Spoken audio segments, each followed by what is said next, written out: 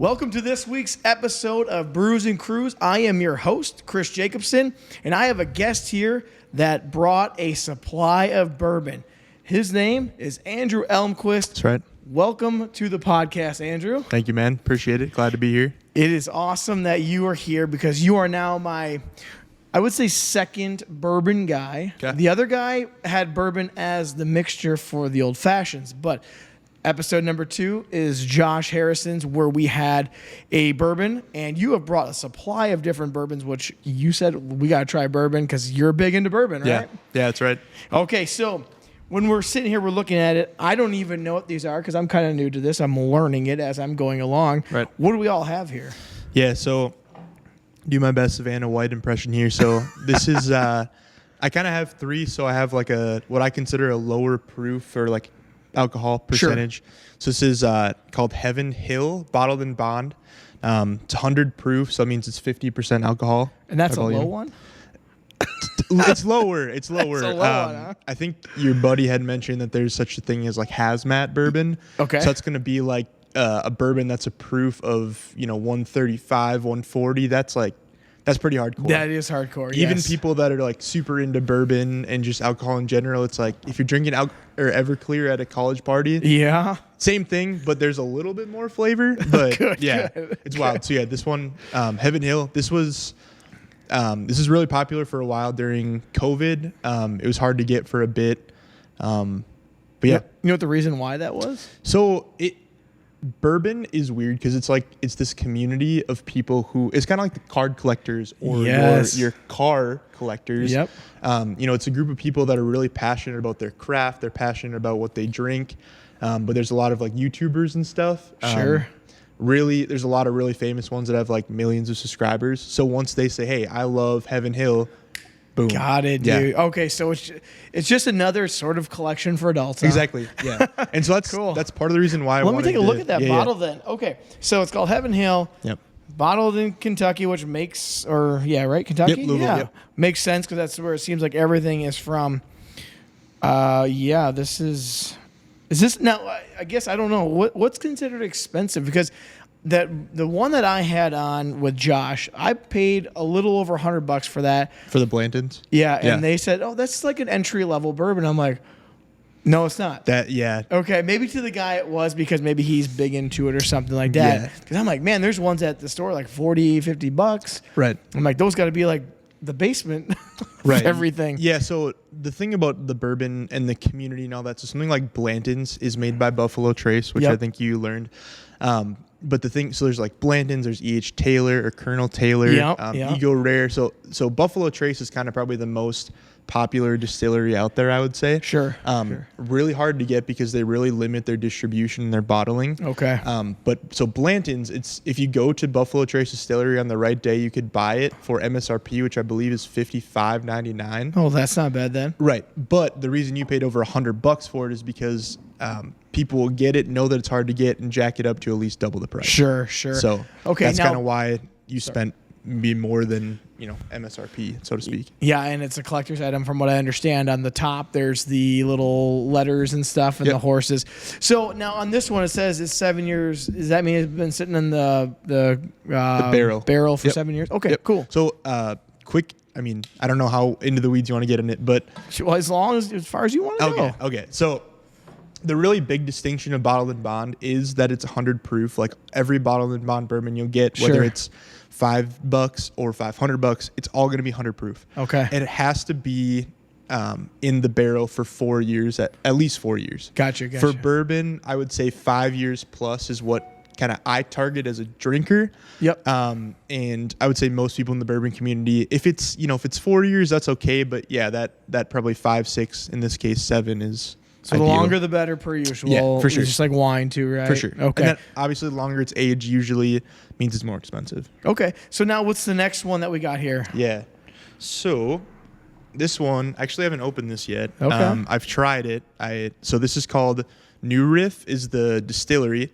I believe they are Kentucky as well. Yeah, they're Newport, Kentucky. Okay. So really close to Louisville. But what's interesting about this one, so it's a single barrel, which literally means that it's been in one barrel only. Okay.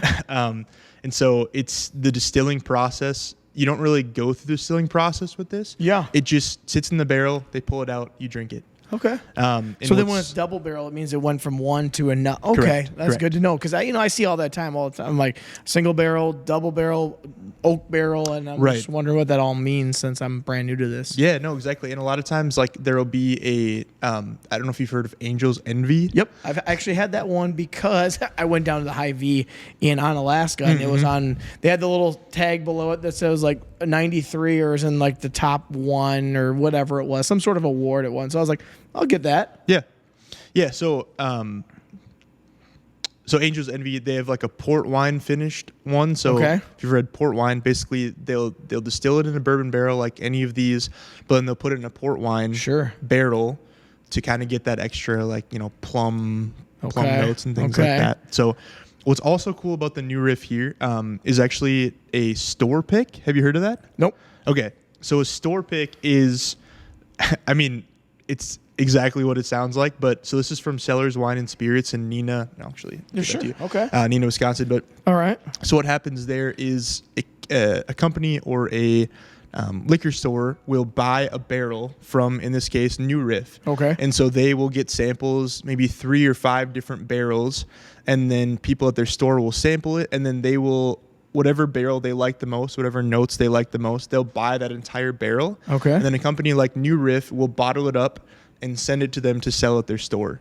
So that bottle right there, unless you go to Cellars Wine and Spirits in Neenah, Wisconsin, you will never have that exact bottle of bourbon anywhere. That's awesome. And Yep. this is 107.5 107 proof, yeah. Woo. Yep. Baby, that one's it's gonna be something else. Now I see on here it says the aroma is caramel and eucalyptus. Flavors sound amazing. Juicy, dark fruits, and fresh oak. And now that and rye heavy is the finish. Yep. And I was telling you before we came on, I said, I'm really starting to find a love in the rye of all the bourbons and whiskeys. So I do look forward to trying this one. So you have to go. I mean, that's kind of cool, though. You got to go to this place, and you're only going to have this flavor if you go to that store who purchased that one. That's really kind of unique and neat. Right. And they only have, I think that one, there was only 130 bottles. So again, I mean, just like, a one of one on a card from a pack or, Sure. one of 250. It's like, this is one of X number. Yep. And it helps bring people in their store. It obviously drives business, things like that. So yeah, That's cool. It's great. It's really fun for sure. Yes, again, just like collectors for anything else, you got a one of just an X amount, like you said, and that's a really cool thing. And we've been talking about cards on this podcast a lot lately Right, as right. well, so people probably understand. Now, what's the next one we got here? This one Yeah. looks like you've already been tasting it. Yeah. This is probably one of my favorite. So I have a collection of probably 20 at this point. Okay. At home, some Sure. of them, obviously this I haven't opened yet just because it's kind of a more special bottle. This one is what I paid about $65 for this. Okay. Or actually, I would have paid $65 for it, but my boss, somebody at work got it for me. But anyway, so this is another bottled or barrel pick, or store pick, excuse me. So this is Ben Holiday. So this is a 6-year. And what's cool about this one is actually it's made in Missouri. This is 122 proof. So it's going to be what I guess people in the bourbon community call like a more hot bourbon. So you are going to feel it a little bit more in your throat, especially if you don't Okay. drink bourbon as much. Well, yeah, at 122, it's like basically just having rubbing alcohol at this point. Yeah. Hopefully you'll be able to appreciate the flavors on Sure. it. But yeah, it's great. So again, 6-year Missouri. It's great. And so that one is a high V barrel pick. So actually a bunch of the high Vs in the Winona, Oh, okay. La Crosse area Yeah, I kind see of that around teamed there. up and bought a couple barrels. And so Cool. again, it's exclusive. There's only a certain amount available. And I was lucky enough to get one. So it's pretty awesome. Well, you know what's unique about this is it says it's from Missouri. Well, right. Most all of them are like Kentucky. Now, what does it mean when it says straight bourbon whiskey? It's just, honestly, it's just fancy, like a fancy way to say it's Okay. bourbon. I'm straight. I mean, this will say straight too. So I think what that just means is it's just not cut with anything else. Basically. Okay. So how do you know if you're getting a barrel pick? I guess. It'll say it on there. Does it? Okay. A lot of times. So at the Hy-Vee and La Crosse or on Okay, Alaska. yeah. So this one says 56 barrels selected by. Okay. And then on here too, it has like the notes on it. Oh, sure. But because all these stores want to highlight, what they have going on. Yeah. They'll put it on it, like the top of a barrel, and they'll have, you know, Hy-Vee store pick or Seller's Wine and Spirits store pick. So it's really highlighted when you go in the store. That's cool. So which one are we trying first? Yeah, so I wanted to go on a take me down the journey. Little proof adventure. So from least. Yeah. Now, how do you like yours? Do you like yours with ice or straight? I like them. We'll just do a little bit because we have 3. Yeah. I like it neat. Okay. But if you want to add an ice cube, I will not fault you. Yeah, well, I heard that's kind of you're not supposed to do that, but I want to taste it how you think I should be tasting this. So let's do it that way then. Cheers. Cheers. Okay, so this one's the Kentucky Bourbon. Yep. And what was this one Heaven called? Hill Bottled and Bond. Heaven Hill Bottled and Bond.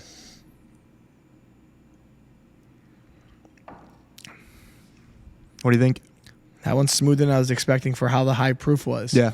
I'm really interested to see what this one is because you said that one's going to have a little burn to her, and that's okay. Yeah. That's fine. But this one is actually quite good.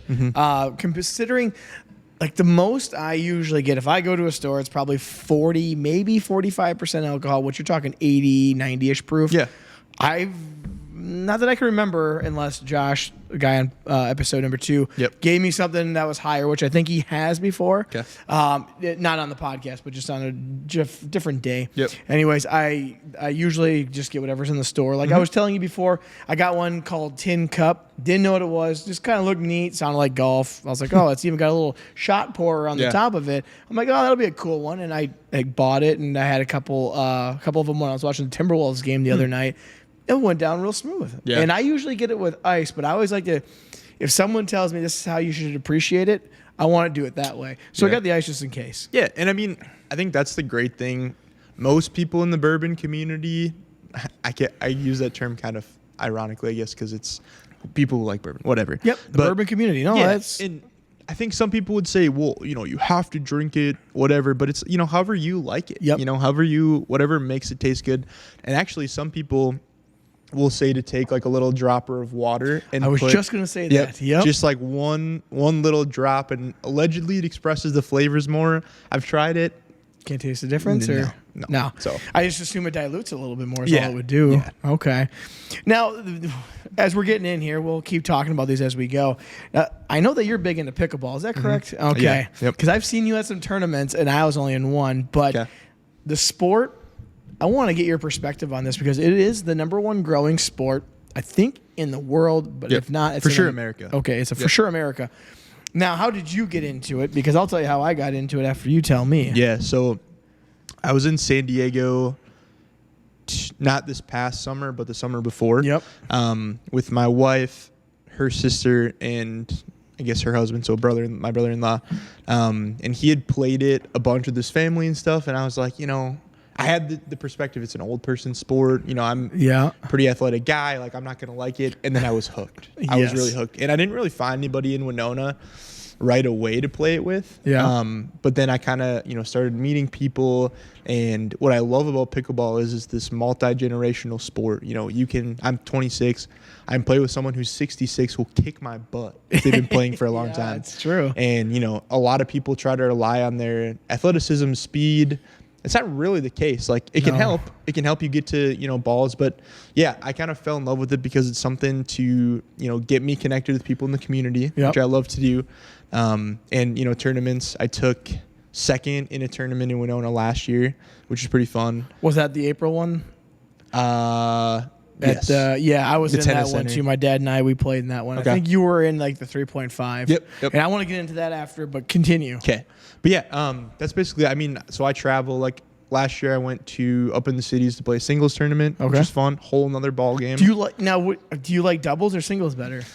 I'm better at doubles. Okay. But I like singles more just because of the exercise part of it, I guess. Now that one's you have to have some stamina, I would assume, on that one because you're covering the whole court. Now, for anyone that's out there and they don't know what pickleball is, look it up. It's like the fastest growing sport in America and the world, as we said. Right. But it's like, I always say, it's like a bigger game of table tennis, but it's a smaller game of regular tennis. It's right in between.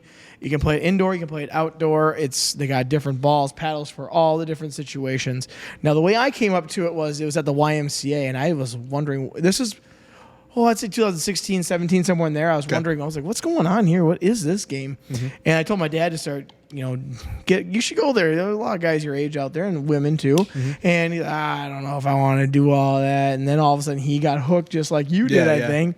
And he got big into it. And then I started to like it a little bit. And I haven't played it in a while, but you're right. It's a different sport because if you're playing doubles, you need to have good reaction time. And I feel like even if you're not competitive, you're just a person that plays as a hobby and you're older, it keeps your reaction time it allows it to keep up to speed rather than just sitting around doing nothing. Because like you said, it's not like you're running a marathon. It's not like you're playing basketball. You're literally on a mini tennis court working on your reaction time. Now, don't get me wrong.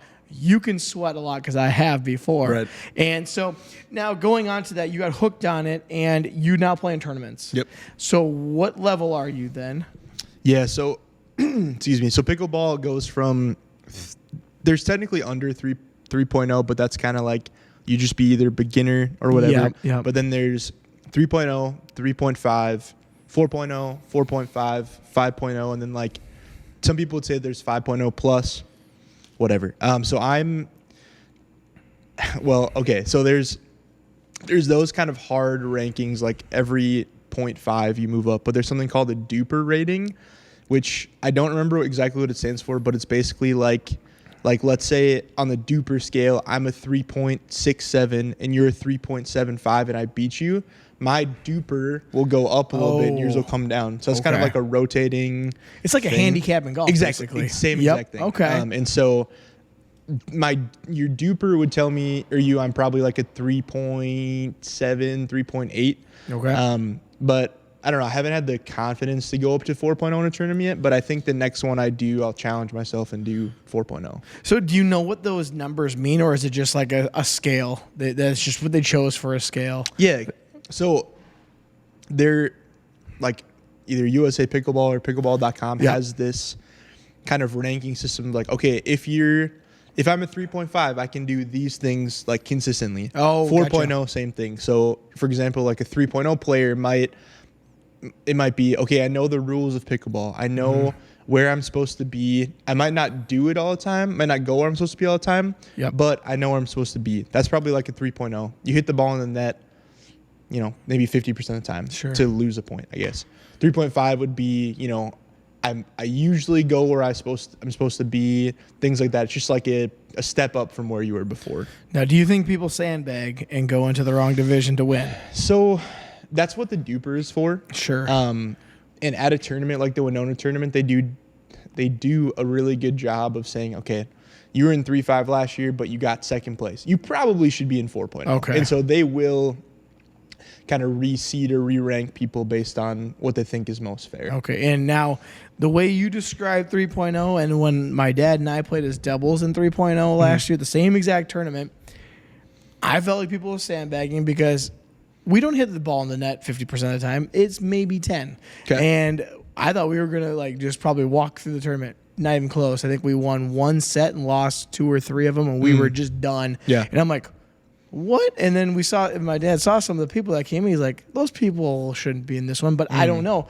I just said, I want to play. I've been playing for a while, and I was like, well, let's do it. It sounds like a fun weekend event. So I was wondering if people sandbag because they do it in golf all the time. Yeah. They'll shoot like crap just so they get a better handicap, and then they get better scores then. Yeah, and I think the thing with the tournament like that too is I'll give maybe some of the people you played with credit. Like if they've never played in a tournament before, it is kind of hard to know where you're at. Sure. Because I was just in Kansas City this past weekend, and I played with some people there, and it was like open play from they said like self-rated 3.75 to 4.25. Okay. And since I consider myself closer to 3.75, I thought I was going to be one of the worst ones there. Sure. And I was probably for sure top half, if not like close to the top. Okay. And so I think regionally people will define it a little bit differently. Yeah. So it just kind of depends on who's in the area to define it. So I'll give those people the benefit of the doubt that they maybe never been in a tournament before or misplaced. It was fun though. I mean, like you said, it's a community. It's just like the car community, the bourbon community. There's a whole pickleball community out there that is growing rapidly. Right. Now, did you ever play tennis growing up?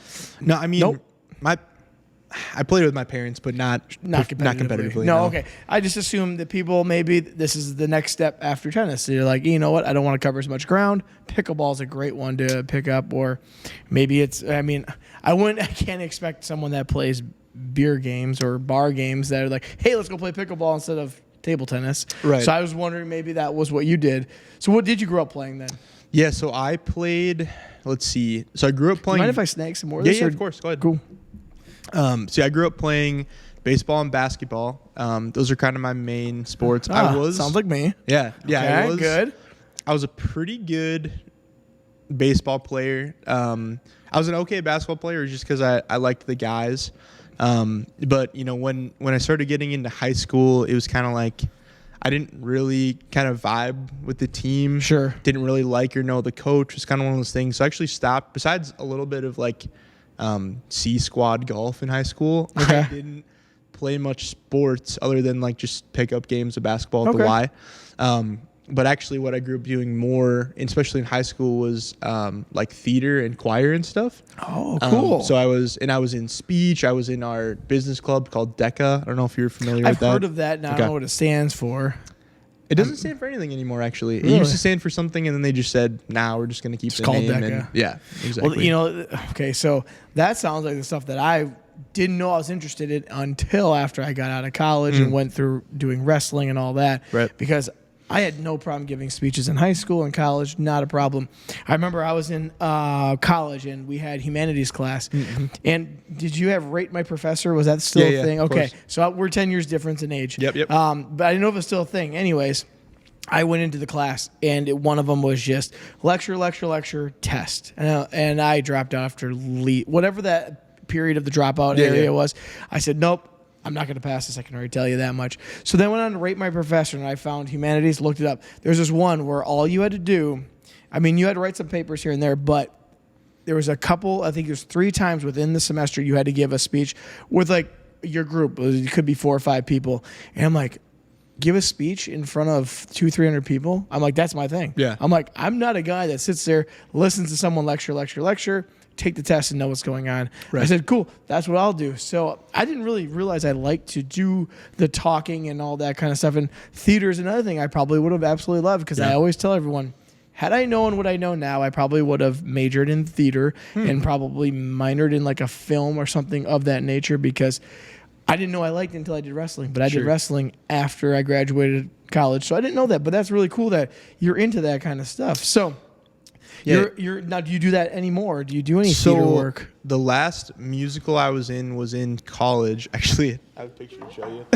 All right, perfect. So I graduated from Winona State in 2021. Are you from Winona? No, I'm from a town called Elk River, Minnesota. Okay, so heard of that. just north of the cities. Sure. But yeah, the last show I was in was called "You're a Good Man, Charlie Brown."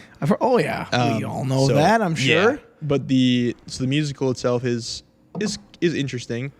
Wow, this is a long time ago, 2017. Well, yeah, it's been we're almost coming It's up on a crazy, decade man. My here soon. 10-year graduation is coming up quick. So what aspect of that do you like doing theater work? Theater? Well, yeah, what part of it intrigues you? First of all, check this out. Okay. You know, you don't even look that much different. No, I mean, you have don't. the blonde hair on here, but I assume that's for the part. Yeah. Okay, because your natural hair, I assume, is what you have right now. Yeah. So yeah, for those of you who can't see it, I had to go blonde for the show. I played Schroeder, the piano player from the I don't Peanuts know if cartoons. it'll focus on that, but that was it. And to be honest with you, I don't think you look that much different. Sure. Just the blonde hair, really. Yeah, absolutely. But then it grew out. And then it was like frosted tips for a minute. I was rocking the JT look for a minute, which was that's okay. That's coming back. It was actually. not okay. It was bad. But so yeah, the last musical I did was in 2017. Okay. Unfortunately, I haven't been able to find a great like musical theater troupe in the Winona area. Sure. I know there are some. I mean, and this might sound bad, but because I'm really busy, have a kid, which we can talk about in a little bit. You know, I'm married, full-time job, big pickleball player. Like, if I'm going to do a musical or something, it's got to be the right show. It's got to be the right part. And honestly, and again, it might sound bad, but like, I don't want to be in a show if I'm not at least a supporting role. Okay. Because at this point in my life, I mean, I'm only 26, but like, I don't see a point to me being like an ensemble character. Like if I'm going to do it, I'm going to be all in. And I guess selfishly, I want to be like one of the stars of the show. Nice. Oh man, that sounds just like me. I want to be the center of attention. Yeah, it's okay. Yeah, and like, you know, in high school, I was the lead of one musical called Once Upon a Mattress, which was awesome. Okay. I was a relatively big character in Once Upon a Mattress? Yes. Sounds like a porno. Believe it or not, it is not. Okay. It's like a theater adaptation of the Princess and the Pea story. Okay. All right. So it's cool. That's funny. And then like Joseph and the Amazing Technicolor Dreamcoat. Yeah, like I heard of that. My favorite show of all time. It's based on Joseph from the Bible, obviously. Sure. But my favorite, or that's like, if I were to do any role, it would be Joseph in that. Yeah. Because it like suits my voice really well. But yeah, so I guess going back to your original question, the reason I liked it or the reason I got into it is because kind of coming into high school, like I didn't really have a voice in a way. Like I kind of felt because I wasn't a sports guy anymore, you know, Sure. I didn't fit in with that crowd as well as I would have liked. And so I was seeking for some sort of meaning.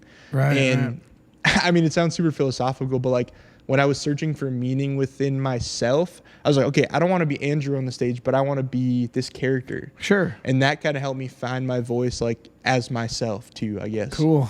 Yeah, I mean you're right, because like I go to wrestling and I got to be either a bad guy or a good guy. Mm-hmm. Basically an extension of my personality, still playing a character, whether it was funny, serious, whatever it was. I love that aspect. Sometimes I'm like, I wish I would have expressed that more in high school and done some theater plays, because I didn't know I even liked it. Right. Until, you know, like you said, hey, I was kind of done with sports, but where do I fit in? And then you're like, hey, this is something else. Now, did you sing at all?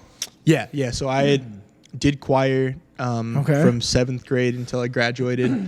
And then I was in an a cappella group in college for a year, which was pretty fun. There was like probably 15 of us. We'd perform over at, what is it called? Mugshots on West Campus. Sure. So we would kind of go over there, perform. We did a couple other stuff, but yeah, that was fun. Again, I would like to sing more. I sing at church sometimes, but other than that, not a lot anymore. Okay. No karaoke? You know, I've never done karaoke before in my entire life. Oh man, well, you know Paul, right? Yeah. Yeah, oh, man, you should be down there. I sing like karaoke and my voice is crap. Okay. It is so crap, but I'll give you the best show you ever have seen. All right. But the voice ain't there. Okay. And I love doing that. So yeah, okay. Did you you did theater in high school? Yep. Now, what did you major in then in college? So something totally opposite. No, well, yes. So okay. I came to college as a nursing major, and I thought this sounds just like Alex. I don't know if you listened to Alex, I did. But yeah. But yeah, I came in as a nursing major, and growing up, I was pretty like straight edge. Like I didn't drink in high school or anything, and then I came to college, and that all changed, which is and now here we are. Well, right. Bourbon. But you know, it was one of those things that, you know, I made some mistakes. I partied a little bit too much, and then I didn't end up. My grades were terrible freshman year, and so I declared for a law major for a second. Then I was an education major for 4 semesters, and then I realized I didn't want to teach. So I said, how can I get out of school as quick as possible? Honestly. Yeah. And so I switched my degree to communication studies with an emphasis in leadership and advocacy, minor in Spanish. But anyway, so I got out. I did that in 3 semesters. I just like cooked it and graduated. And I mean, I guess I used my degree, but. Well, what do you do? I work at Windcraft in town. Okay. Yeah. Well, we all know Windcraft. Yeah, sure. Absolutely. So it's been a great place to grow and develop as a young kind of aspiring salesman, I guess. Is that what you like to do with sales, or are you? What's the end goal? Or what? That's a great question. You would love. You don't even know. Maybe. Yeah, you're 26, man. You're really young. I'll say this. I'm good at it. Yeah. And so I think for now, you know, it's a great way for me to help support my family. Sure. It's a great way for me to interact. Excuse me, had to burp. That's okay. We can burp. And what I do now is cool. So I got promoted like 9 months into working there. That's nice. It was pretty cool. Yeah. So where'd you start at? Sure. And where'd you go to? Sure. So everyone who starts is called an account executive, but it's really just like inside sales. Okay. And so when I was in inside sales, I had the territory of Kansas, Kentucky, and Missouri. Okay. And what I did was work with smaller, like mom and pop retailers, and then some select colleges. Sure. Like smaller colleges? Yeah, like I didn't have KU or anything like that, but I worked with like the University of Missouri, University of Kentucky. So I mean, a couple big ones. Sure. But KU is the crown jewel because it's a huge school. Of course. But yeah, so then thankfully I told my first boss, like 2 weeks in, I said, hey, if there's an opportunity, I would love to move into team sales, which is what I do now. Okay. And so team sales is this division of our company. There's 7 of us that do that. And so what we do is work with the pro sports teams directly. Ooh, that sounds fun.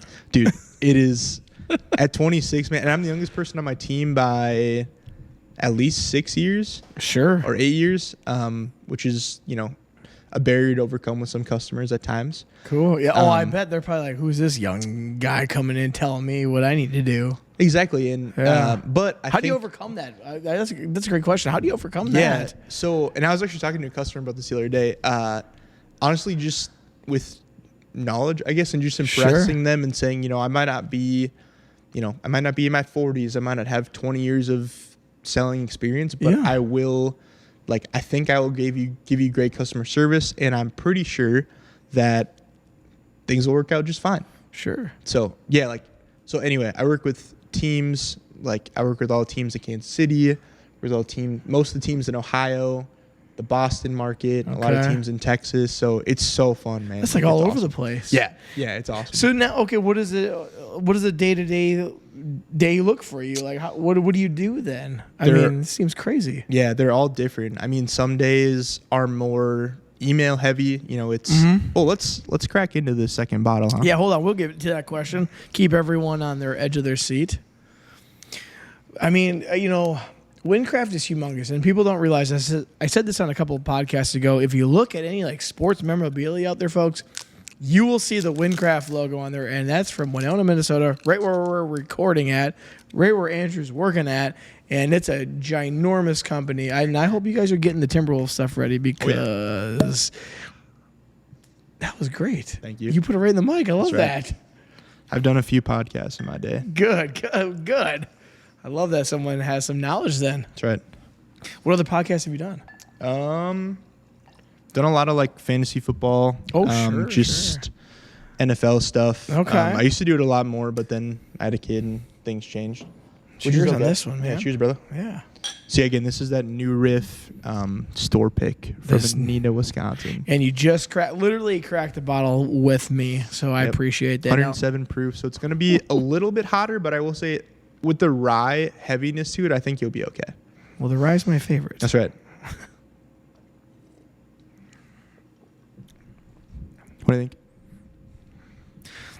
It's like with the first swallow, you think there's going to be a burn, and there's nothing. There's not. Yeah, it's so smooth. That's weird because that's good. No, it's not going to burn my throat. So that's awesome. No, this is a really good one. 107 proof. I'm thinking is going to burn I'm going to have my short hairs going. Yeah. Man. But this one's actually quite good. Yeah, I like it. The New Riff Distillery does a really good job. All their stuff's super smooth. Not an ad, but no, it's great. One of my favorite distilleries to get bourbon from, actually. That's awesome. But so anyway, go back to your question. Go back to what's the day to day? You said some days could be email heavy, some days could be something else. Yeah, so it's a lot of. So I think one thing that's cool and sometimes challenging about my job is there's a lot of communication. So like, the customer, if they say, "Hey Andrew," like the Chiefs, for example, "Hey Andrew, I want." For the upcoming season, I want 12 new pin designs. I want 12 new koozies. A lot of what I work in is custom, exclusive to a stadium or a team store. Oh, so you can only get it if you go there. Exactly. Oh, that's the stuff I like because it's like, hey, I can't just go to Shields or I can't just go to Dick's Sporting Goods somewhere and get it. Right. You have to be at their team store, possibly at their stadium. Right. Oh, I like that. Yeah, and so I think what the customer sees versus what I do is or how I kind of go about things is completely different. So customer asks for those things. Yep. I have to submit a internal art request through like this portal. Our head of art has to like look at our request, make sure it looks okay, and then they send it on to an artist. Okay. The artist sends it back to me. I send it to the customer, usually with pricing and minimums and all that. Yep. And then if they say it's okay, I send it to our internal licensing team to review. And then it'll get sent on to, in this case, the NFL. The NFL, either just the NFL or the NFL and the NFLPA if it's for a player. They will review it. If they say it's okay, boom, we can go to press. So the NFL has to approve this too. Oh, yeah. Okay. That boggles my mind because of the fact that, I guess it boggles my mind and it doesn't. It boggles my mind because I feel like the owner of the team should have the final say. However, they're probably under the umbrella of the NFL at the end of the day. Exactly. And the NFL has to say yes or no. They couldn't just come up with some wacky design that would make the NFL look bad, I guess. Exactly. Okay, so that's interesting. So, wow. I guess I have a lot of things going through my head right now, not understanding how I didn't even know how that worked because all this is happening right in Winona, right? Yeah, for sure. Wow. So who comes up with the design? Someone literally sitting at a digital. Yeah, I mean, we have a team of probably at least 20 creative artists. Wow. They're in a different building. So I'm over on Mark Street. That's our corporate building by Hal Leonard's corporate building. Oh, way over there.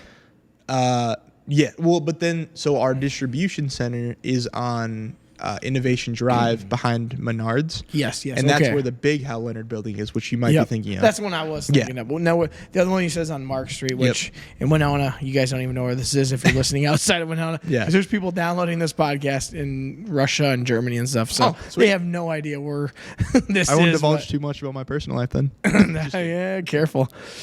So it's all happening right here.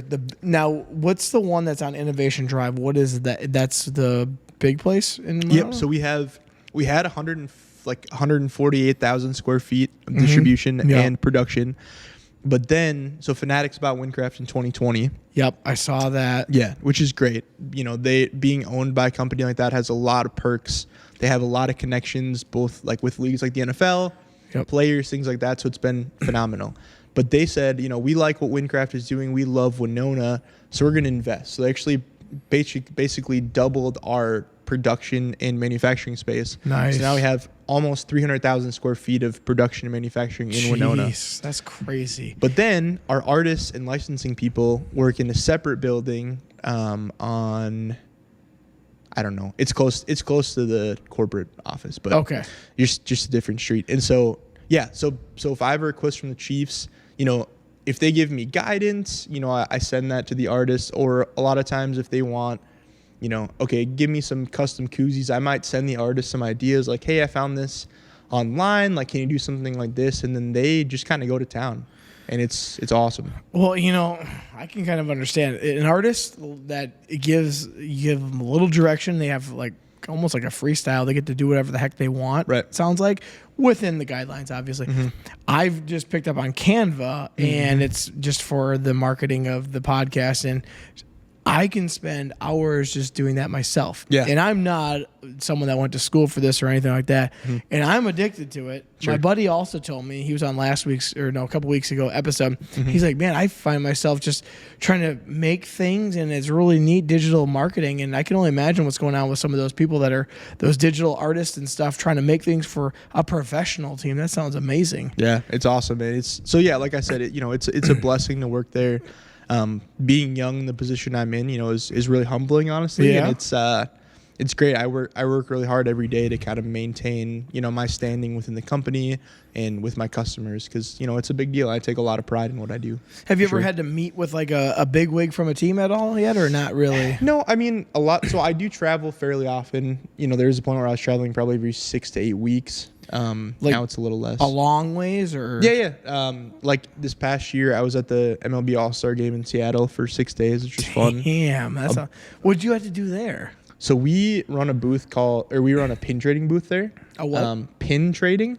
Like pins that you'd put on your... Yeah, lapel pins. Okay, cool. So what we do is we bring a bunch of pins that we've done from like previous All-Star games. Yeah. And then we kind of set the board up. And then, dude, it's crazy. Like, people will come from all over because there's some regulars at All-Star games that come there every year. Sure. And they'll find pins throughout the year, or they'll find one from last year. I saw like the 1980-something All-Star game. They really liked to pin on the board, so they grabbed theirs, put one up there, and then it was it was fair game for someone to trade. So what they do, they pin one up there and they take one?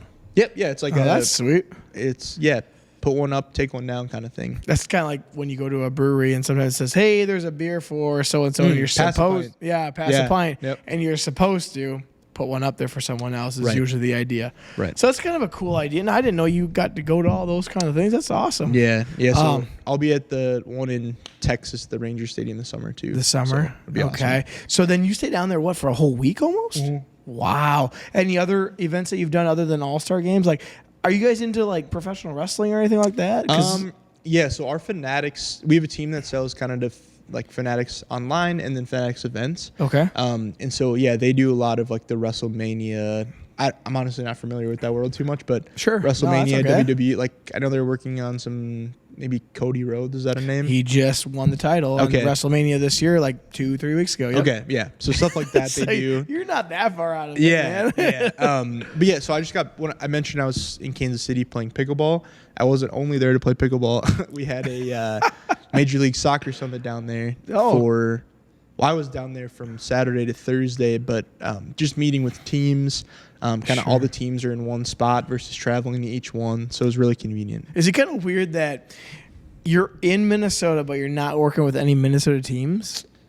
No, not weird. It's just your just job. like anything else. Okay, yeah, that's cool. I just feel like we're in Winona, Minnesota. You'd be like, hey, I gotta do the Twins, I gotta get the Vikings, I gotta get the Timberwolves, so on and so forth. But you're working with every other team outside of that. Now I understand this is a big national corporation. Right. So that is, to me, that's kind of weird. You don't have anything to do with any of those teams, but you're traveling. Do you like the travel, or is it like, it's a burden on my family? Not, it's cool sometimes, not. Yeah, I mean, I like, when I'm there, I'm locked in. Like, I love when I'm there, and that's, I mean, kind of what I was mentioning earlier, but if I'm in front of people, if I'm in front of customers, I'm like, that's what I excel at. Because especially at the Major League Soccer Summit, it's a lot of, you have your meetings, but then at night there's events that the league puts on, and then we're able to talk to our customers in a more casual setting where you have a drink in your hand or you're eating. And I'm really good at that kind of stuff. I'm really good at, connecting with people, taking an inch and running a mile kind of thing. Sure. Sorry. You go. I didn't have anything. Yeah. No. But I will say now that I'm a 7-month-old son at home, it is tough to leave him and my wife for a week. Sure. It's tough. Yeah. Does your wife work then outside the home? Yeah, she has a part-time job at Pleasant Valley Church. Okay. Yep. She's a resident or like a help assistant for the children's ministry there. Okay. Yep. She used to be a teacher. She's also in school to be a social worker. She'd ideally like to be a therapist if it all works out. Okay.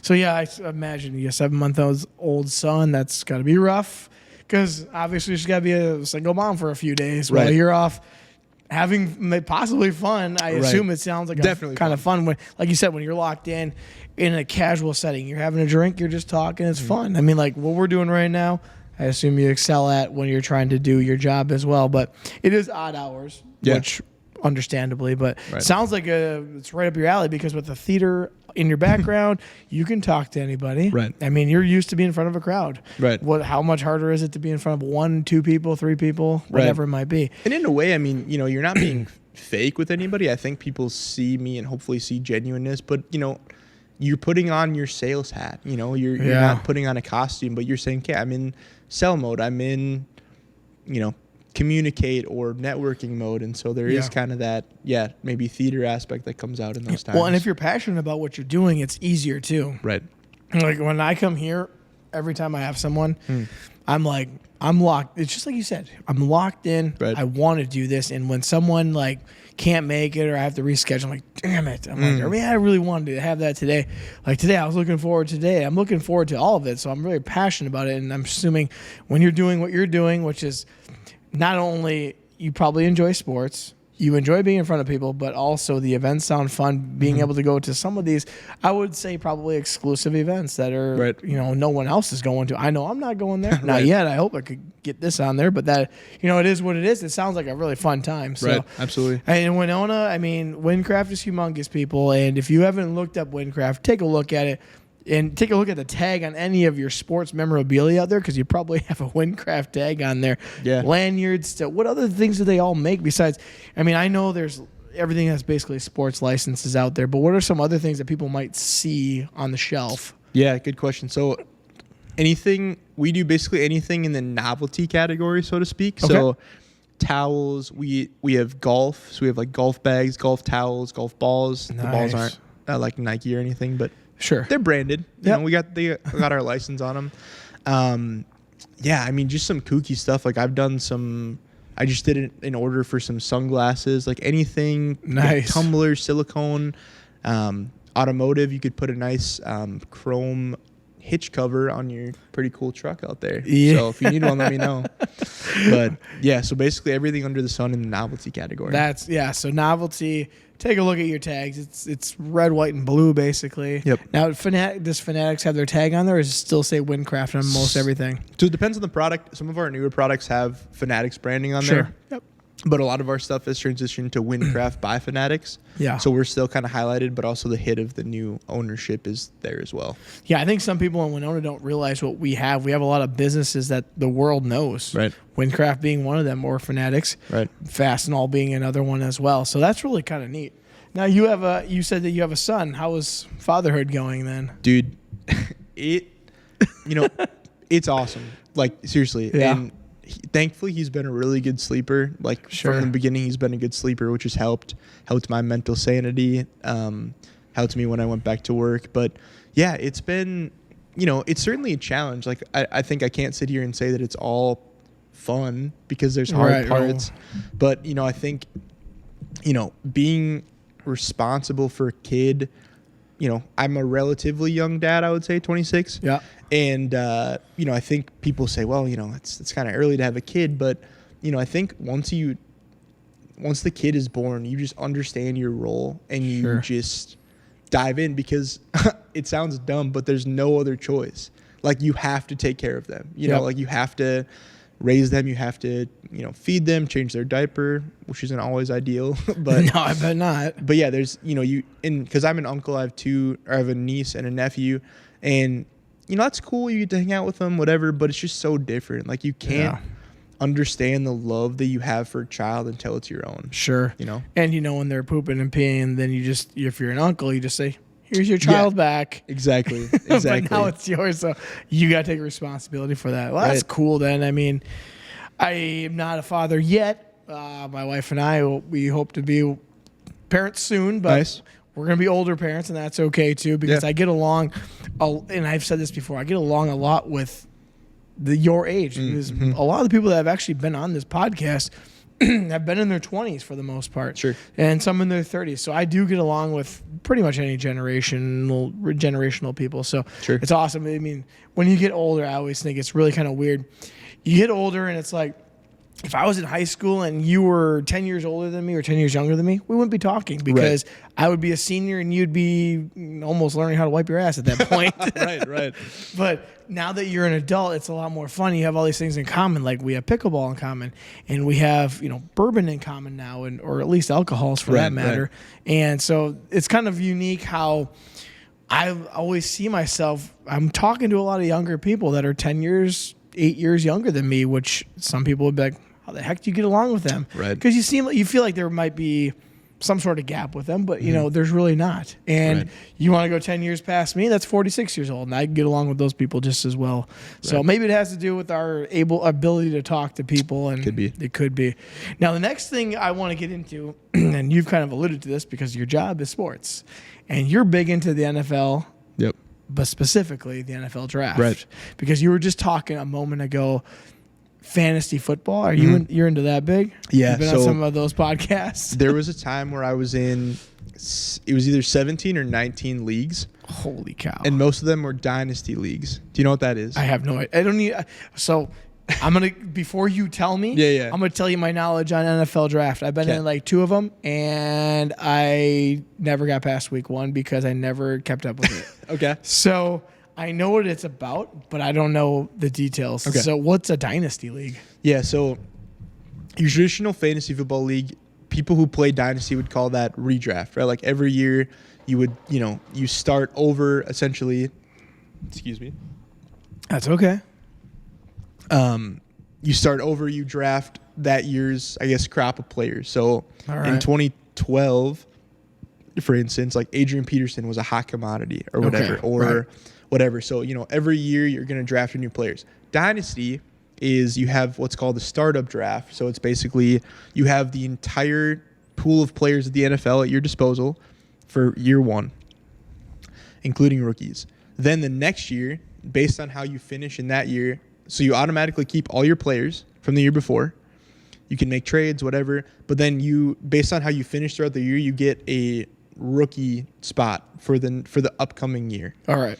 So now, like, I'm in rookie draft mode. So, like, in one of my leagues, my team was terrible. So I have the 1.01 in the upcoming mock draft. So the first pick in my upcoming draft. And so, like, in that league is a super flex. So you start 2 quarterbacks every week. Wow. Okay. Which obviously heightens the value of quarterbacks. Sure. And so, like, in that league, I think my QB1 is Anthony Richardson, which is fine. Not a bad one. But then my QB2 is, like, probably Zach Wilson at this point. So not great. Not at all. Right. So in that league. The MILF hunter. Right. Yeah, for sure. So in that league, I'm probably going to target somebody like and we'll talk about it in a little bit, but, Caleb Williams, somebody who is a great, quarterback prospect who I think is going to succeed for the next 10 plus years. Sure. Because Dynasty, like, I'm in one league that's been going on for 6 or 7 years now. Holy cow. And so the idea is, like, I want to play with these guys till I'm 40, as long as I'm interested. Yeah. So that's kind of the fun of it. You keep in contact with college friends or high school friends, and yeah, it's a blast. That does sound fun. Okay, so now today, for those who are listening, we're a couple weeks past the NFL draft, but as we're recording right now, it's night 1 of the NFL draft coming up in what? Like an hour. An actually. hour. Yeah. Okay. Right now it's about 6 p.m. Central Standard Time. And you're big into the draft, or big into the fantasy football. So you're probably big into the draft, is my guess. Yep. Okay. You tell me about it. I mean, I know about the draft. Like, oh, man, you want the first pick. However, if you're the first pick, usually you're the crappiest team. Right. But not always, because you can trade, correct? Right. Tell me about the world of the NFL draft, because people are having parties tonight, and I'm like, what's so big about this? I want to go to trivia. Yeah. Yeah. So, I mean, the NFL draft, and so another thing about me, sidetrack, I talked about podcasts. I also do some article writing. So I write, like, just general NFL news on a place called the Cold Wire. Shout out. Cold Wire, shout out. And then I also create some, like, NFL and NBA betting content, usually player props and stuff like that. I did not know any of this about you. Yeah. Well, we don't know each other that well. No, we to be don't. honest. This is what I told you before we got on. The best part is I don't want to know anything about you. Let me ask the questions. Right. And this is awesome. Right. So you write articles too. Yeah. Just like Ted on another one of mine. He's got Off the Baggie. Oh, yeah. That was his. I started folling him after listening to this episode Did on you? Twitter. Yeah. That's awesome. So hey, Shout out Ted, Ted. you got another follower. Yep. So now you write as well. That's awesome. So okay, you're writing about what, bets, you said? Yeah, so I write for a couple different places, but basically I just found them one day and I said, here's some writing samples. And yeah, so like today actually I wrote an article for the draft, which I guess I can touch on. Actually, let's pull that article up. Pull that article up, dude. I can share my picks before they happen. But yeah, so I obviously sports betting isn't legal here in Minnesota. Besides like player props, which you can do on Underdog or Prize Picks. Okay, so you can do it online, basically. Yes, All right, but gotcha. you can't bet on like the outcome of can't bet on the Vikings to win a game. All right, but you could bet on Justin Jefferson to have more or less than 96.5 receiving yards. Yes, I had a buddy that was betting on some games. I think he has a Super Bowl. He was here. He's like, yeah, I got this bet going on this. I'm like, where are you doing this on? Right. What? Okay. Exactly. So tonight, for instance, in the article I wrote, so I use like FanDuel's I've heard of FanDuel lines for sure. But like Joe Alt to be the number 5 overall pick was plus 400. So I just like gave my recommendations to the people that are reading the article on this is why I think he's going to, be drafted 5th overall.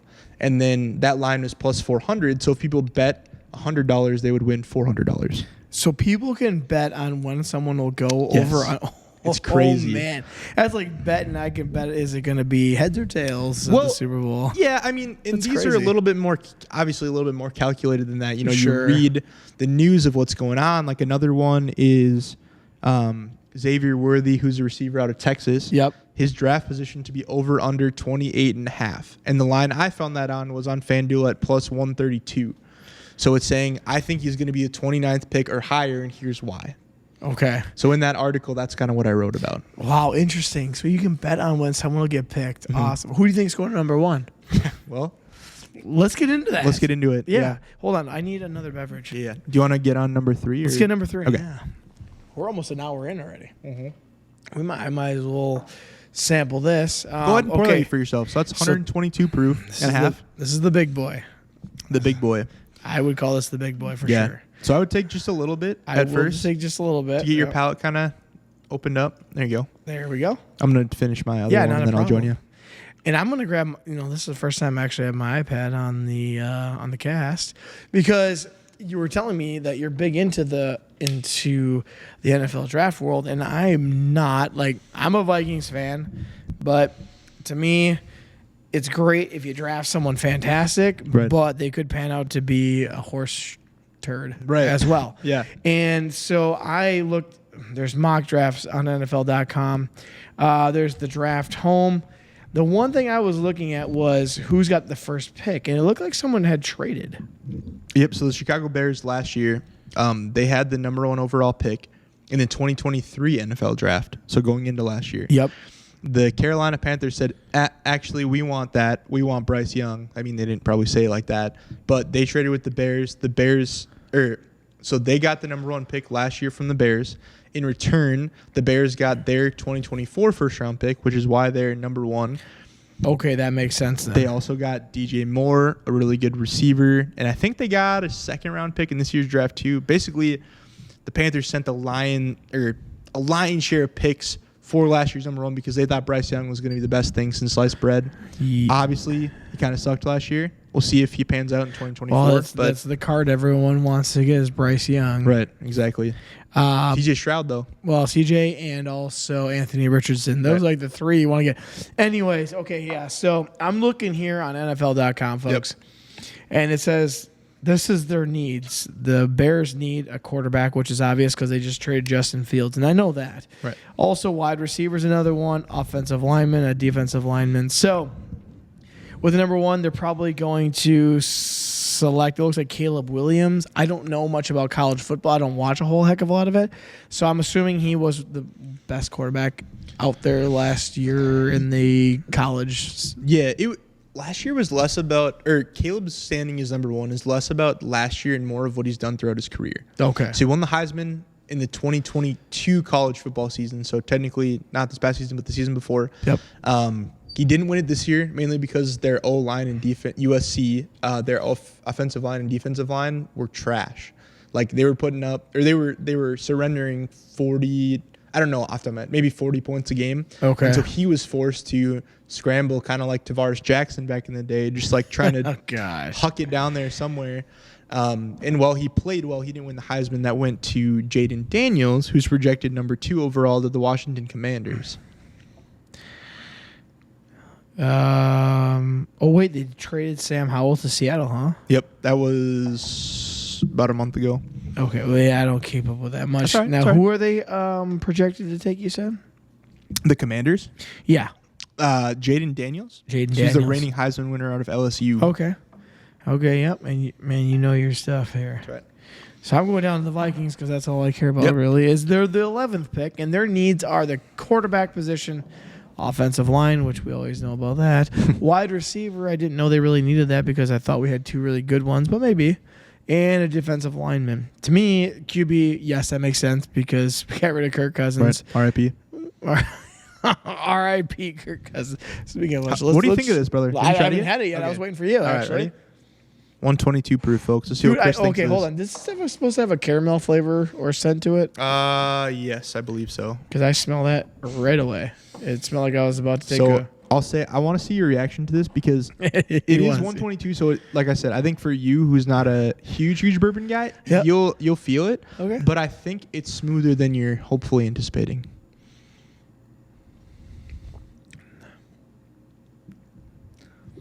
Definitely has the burn, it going through my nose, going through my tongue, my throat, but it doesn't feel like I was expecting it to feel. Right, I exactly. definitely had some taste to it. So it didn't taste like rubbing alcohol. Right. Felt like rubbing alcohol. Did not taste like it. Right. So I guess if you're wanting to get messed up, you only need like bottle of this, which costs Probably what? 3 fingers of this. Yeah. Was about like this. $55, $60. Okay. So 3 fingers of this. Okay. You can get messed up quite easily on this one because it is, what is it? 122 proof. Yeah. 61% alcoholic, folks. That's a lot. That's a lot. So if you're NFL draft day, boys, if you're looking to party, that's the one to party with. But it is actually smoother than I was expecting. Yeah, it's not bad. You can drink it neat and not feel terrible. No, you're right. And I bet if I put my ice like I normally would on it, it wouldn't be bad at go ahead all. and throw some ice in there, man. Just put like 1 or 2 cubes in there and see how it kind of opens up. If you will. All right, let's do that because I made this ice by hand. It's beautiful. It's beautiful. I slaved over it. Now it's all coming together here. That's right. Yeah, put 2 in there. Get a little melty. Get a little melty. Gosh darn it. If you're watching this at home, my bad. Okay. You're not having any ice. Yeah, I'm just going to grab one. Grab it. There you go. Cool. All right. So now the Vikings, they need a quarterback because all they have right now is Sam Darnold. Yeah. Good Lord. R.I.P. All right. Yeah. R.I.P. before the season even starts. True. So who do you think they're taking? Okay, so a lot of people, and again, folks, we are recording this now 55 minutes before the first pick goes off. Yep. A lot of people are actually projecting the Vikings to trade up. So a lot of people think, so they actually traded, they have pick 11. Mm-hmm. Who could they trade with? 23. So they traded for 23 with the Houston Texans. I heard about that one. Yes, and in turn, they gave the Texans a second this year for sure, and then something else. Mm-hmm. I'm a Packers fan, so we can dive into that later. Ooh, maybe, okay, cool. That's awesome. But anyway, so a lot of people think that they'll trade up to maybe pick 5, pick 6, or pick 4. So the Cardinals have picked 4. And if they don't trade, a lot of people expect them to take Marvin Harrison Jr., Harrison's son. And then I assume he's a wide receiver. Yeah. Okay. Yep. He went to Ohio State. Okay. Yep. I have heard of him. Okay. So in pick 5, Chargers, they obviously don't need a QB. So a lot of people are expecting them, because they have Justin Herbert. Yeah. A lot of people are expecting the Vikings to trade picks 11 and 23 to the Chargers in exchange for pick 5, which they would take J.J. McCarthy out of Michigan. Okay. That's what the vibe is. Oh. So, now, when can they start doing this? Beforehand? After? During the it's draft? fair game right now. Okay. Before the draft. But typically, I don't know if it's excitement or if it's like they're getting a little bit nervous or like we need to make a move now. But a lot of trades happen during the draft. Okay, yeah. Well, it's like that movie with Kevin Costner. Draft Day. Yeah, Draft Day. That's one of my favorite movies of all time. That's a great movie. So good. Yeah, if anybody hasn't seen Draft Day, go watch it. It's kind of cool. You got to kind of appreciate NFL draft, I guess, probably to understand it, because I didn't understand it. But then at the end, like the last 15 minutes, it's like, oh, that was a good ending. Okay, I definitely tear up at the end for sure. That's cool. Yeah. Okay, so now, you're a Packer fan. Yep. Let's go on the Packers. Let's Where go they back to your question about Minnesota real quick. Yeah, let's do that. So the Vikings, I personally, and I can go through a mock draft at the end, but I think the Vikings are going to stay where they are, actually. I think that they traded into the first, maybe with the idea that they would package their 2 first rounders for, number 3, number 4, number 5 pick. Okay. But now I think that teams like the Cardinals, teams like the Patriots who have picked 3, teams like the Giants and Chargers who have picks 5 and 6 respectively, they're understanding the value of what they have and they don't want to give it up. All right. And so I think for the Vikings, I have them projected to take Bo Nix from Oregon. Okay. So he's their quarterback. All Very right. good. He was in the Heisman race this year, didn't win, but he's pretty good. I think he's all right. All right. Jared Verse is who I have the Vikings taking at pick 23. He's a defensive guy from I don't remember what school, but he's a dog. And with Danielle Hunter gone, I believe he's a Texan now. Danielle, is he real? I didn't even know that. Yeah, he's gone. I mean, I don't follow this on the off season, so okay. You're the guy coming in telling me what's going on. And if Danielle Hunter's gone, that's crazy. Yeah, so I think Verse is going to be there for the Vikings. I think they're going to hit an absolute home run. In this year's draft, I mean, there's projected to be at least 6 receivers taken in the first round. Mm-hmm. I would expect there to be, after the second round, probably 10 or 12 taken. Okay. So Receivers? Yeah. Okay. So I think the Vikings could, because I mean, so I'm obviously a Packers fan, but because I'm a fantasy guy, Addison's great, but I think he has some character issues off the field. Like we saw that with what happened in the or was it that car crash that he had? Or no, he was going like 100 and something miles an hour last year. Sure. Yeah. He said it was for his dog.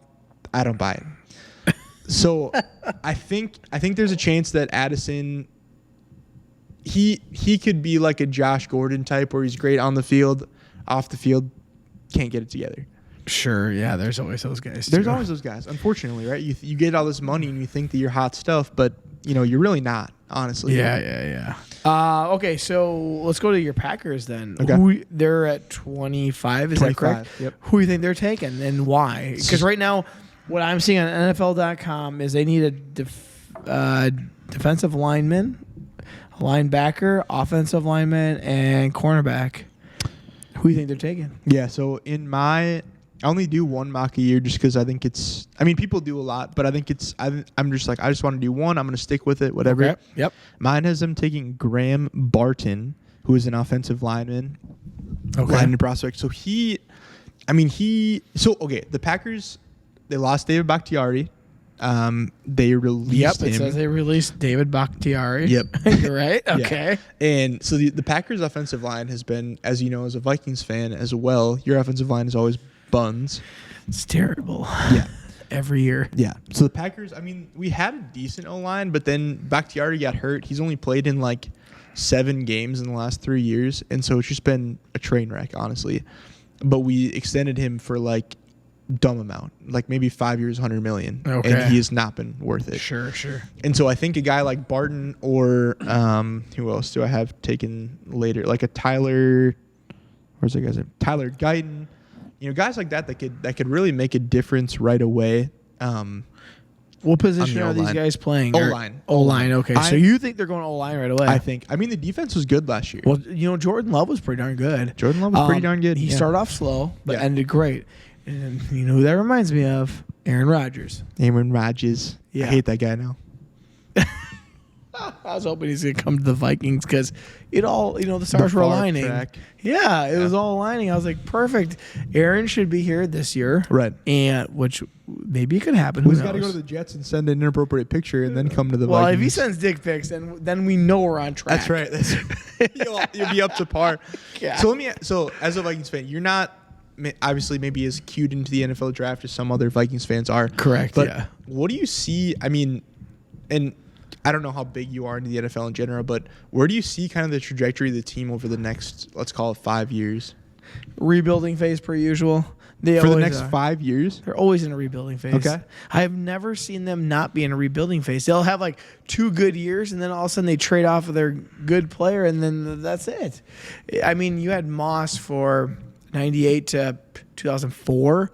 And man, just think if it was almost like the Timberwolves. Yeah. You had Kevin Garnett. KG, yeah. 04. And you built around him a little bit. Right. You didn't go all in. And I don't know, money could be a thing. Right. But it seems like we're always in a rebuilding year. Now we're back to, we have 2 fantastic receivers. We need some offensive linemen, but we don't have a quarterback anymore. Okay. Right. Now, I'm not saying Kirk Cousins was the guy to take us there, but we need something else. And now you're going to possibly go get a guy that's played in college. Well, college and NFL are different. Right. Not everyone pans out. Ryan Leaf, Tim Couch. Go down the Russell. Yes. Yes. Biggest bust of all time. Oh, man. So you look at this and you're like, there's no guarantees there. Right. And I was just texting my buddies 30 minutes before you came here. I go, I would rather them trade down and get Tom Brady off the bench and go for a Super Bowl now and have the next 10 years just be garbage than we're going with youth, and that hasn't worked since 1961. We have no titles, by the way. If anybody's wondering, Minnesota Vikings have 0 Super Bowls. We have nothing to ever bash any of the other teams about except for the Lions, I guess. We can bash them, but we can't bash the Packers, can't bash the Chicago Bears because everyone has a title. And we've been to 4 Super Bowls with 0 titles. So I would rather have let's get it now. Let's do whatever we can to get a quarterback that can take us there because I feel like Addison's going to he can be a star. Yeah. Jefferson's already proven he's a star. Yeah, who? You know, the other one that confused me was a year or two ago, getting rid of Delvin Cook. He was amazing, but he had a terrible year last year. Yeah. I'm not even sure he was relevant last year. And now He wasn't. But he was fantastic with the Vikings. Now, it could have been the system. Who knows? But I would rather get the Super Bowl now and have 10 crappy years after than 10 mediocre years with we're not there. So I don't know. That's where I'm at. Sure. I mean, look at what the Rams did in 2021 with Matt Stafford, right? They said, I know. we're going to go all in. We're going to trade for Matt Stafford. We're going to pay. I mean, Aaron Donald was still there. Von Miller was still there. They just paid all these guys, and it paid off. I know. Like, they had this incredible season where they won, even though they had been there 3 years earlier with Jared Goff.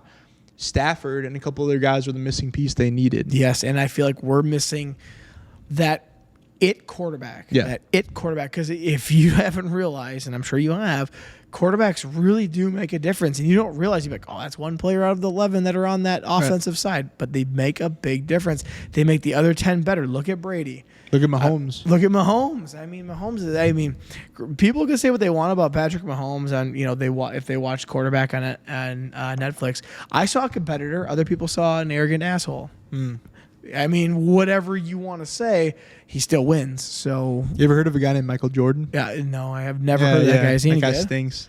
I don't know. If you have a rookie card laying around your parents' house, you should probably. I have so many Jordans in around, but no rookie cards. No rookies. Okay. No rookie Jordans, but a bunch of different Jordans that I took one in to get graded. Okay. I got one. I bought one from Northland Breaks. Yeah. It was a skybox, the old turquoise box from '91, and it's Jordan dunking, and it's like almost like a rainbow color in the background. So I took that in to get graded. Whether it's worth much after, if it's a 10, I mean, I pulled it. It's all about the centering. But if it's a 10, that's amazing. I like it. I'm a big Jordan collector, and I like the old guys. But you're right, though. You watch The Last Dance, and holy smokes, he looks like the biggest asshole in the world. Right. But he won. Right. He made people around him better. Kobe, too. Same thing. Kobe, too. But that was their life. Yeah. I mean, you watch Kobe, and he was all basketball all the time. Right. No ifs, ands, or buts. We do need a guy like that. I mean, back in 2009, Brett Favre was the missing piece. That's right. He had one miscalculation, but Sean Payton should be executed, dude. That was terrible. What's that? That 09 NFC Championship game. I know. The Bounty Gate, dude. Oh, dude, the refs were terrible, too. You can go back and watch a whole video about how bad the refs were. Yeah. And I know you're not a Vikings fan, but and I don't ever try to make excuses for the Vikings, but that was bad. I remember watching it, and I remember rewatching stuff on YouTube, and it was like, oh, man. But Brett Favre was the missing piece. Right. One miscalculation that kept us from the Super Bowl. However, I don't think we'd have been in that situation with the quarterbacks we had prior to that, so it doesn't matter. So you can be like, oh, Brett Favre, that dumbass made that stupid pass, but also Brett Favre got us here too because we didn't have a fantastic roster per se. I mean, Sidney Rice he was almost kind of like a flash in the pan. Right. You had a couple other guys. Shanko was good, but no one that was like Percy Harvin, but he didn't have like a Randy Moss or a Jerry Rice sitting out there with him too. Like you look at San Francisco 49ers, you had Joe Montana and you had Jerry Rice out there. Like, what? Two Hall of Famers? Yeah. You had Brett Favre, Hall of Famer, with I don't think any of those other guys have been a Hall of Famer at all. Not a chance. You had Adrian Peterson, but the running game could only... No, Adrian was there that year. Was he in 09? Mm-hmm. Oh, yeah. He was 06, 07, I believe. Was his first year. Okay. And so, I mean, you have all these guys that... And football is really crazy because you need a plethora of different guys to make it all work. Mm-hmm. Basketball, to me... You can have one guy that could turn the whole franchise around. LeBron, for instance, whether people love LeBron, hate LeBron, he does make an impact immediately if he's on your team. Number 2 player of all time? Number 2 player. I like Jordan more. Yeah, for sure. I like LeBron too. Here's why I like LeBron. I like LeBron because I never see scandals about him anywhere. He seems like a decent human being. His ideas might be out there. His flopping might be one thing, but the person seems he's trying to do good. I mean, he's opened up his own school for people Right. or underprivileged kids. So I gotta give him credit for that. You never see him. He was he was a really young dad. I believe he had his first kid at 17 or 18. Yeah. And him and his wife are still together. Right. He's a high profile player. So I also look at the person too. But basketball wise, I gotta say Jordan is still number one, and then him and Kobe are that number two. A lot of people put Wilt Chamberlain back there, and I think the reason I think they do that is because the competition was a little different back then. He was playing against mailmen and plumbers, dude. Yeah, but you look at Jordan in the '90s, and that was pretty cutthroat. I mean, True. you had the Pistons, Bad boys. They were the bad boys, and then even then. At that era, the bad boys, you still had the Celtics and the Lakers before that battling out and beating the hell out of each other. Mm-hmm. This NBA is a little softer. Now you hit someone in the face by accident, it might be a flagrant one foul or a technical for that matter. And it's like, what? It is what it is. But I'm so excited about the Timberwolves. I was going to say, today's NFL, man. Excited about okay, first of all, 2 words. Nas Reed. Nas Reed's the GOAT. Nas Reed's the GOAT. No, honestly, dude, so I've been a Timberwolves fan my entire life. So you're a Packer fan and a Timberwolves fan? Yeah. That's crazy. Packers fan, Timberwolves fan, Twins fan. So what happened weird. with the Vikings then? Well, they just suck too bad. You're like, I want to be a Packer fan. There's a picture of me when I'm probably 3 months old in a Packers onesie. Sure. My mom's side is from Wisconsin. My uncle played for the Badgers back in the day. Oh, he was a linebacker. Okay, that's cool then. So it's kind of like, and I'm a Badger fan too, all of college. And so, yeah, I just kind of always clung to the Packers. And honestly, when I was good, they were good. Or when I was young, they were good. So it was easier to cling to them. Sure, absolutely. Understandable. But yeah, the Timberwolves, man, I thought for sure they're going to play the Suns in this series. They're going to get demolished because in the regular season they struggled. Right. Yes, and they have demolished the Suns so far. Yeah. Tomorrow night, I think will be if they win that game, it's going to be like, okay, we can take on the world now. Right.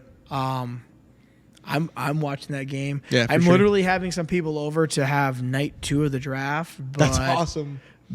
Well, it's because Thursday I got things going on. I got to work tomorrow morning. Right. There is a draft party going on at Northland Breaks right now. Okay. All right. And so I said, you know what? How about Friday we get together, we break some cards. I bought a few packs from Northland Breaks. Nice. Or a few blasters. And I said, you know what? Let's get together. None of us have to work the next day. How about we just do that, and then we'll watch the Timberwolves game. There you go. I mean, they play at 9:30 at night, so the West Coast, they're playing the Sun. So I look forward to that more than night 2 of the NFL draft, to be honest with you. But I've always been a really big basketball fan. I grew up loving basketball.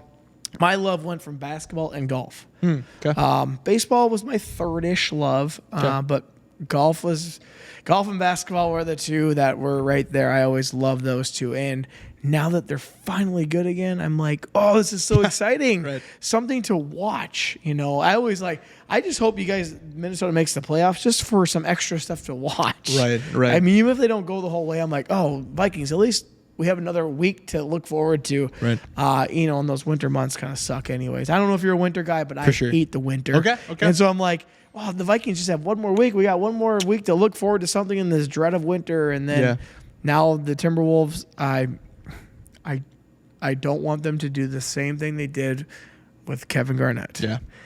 Save your star. Jordan's talked about how good he is.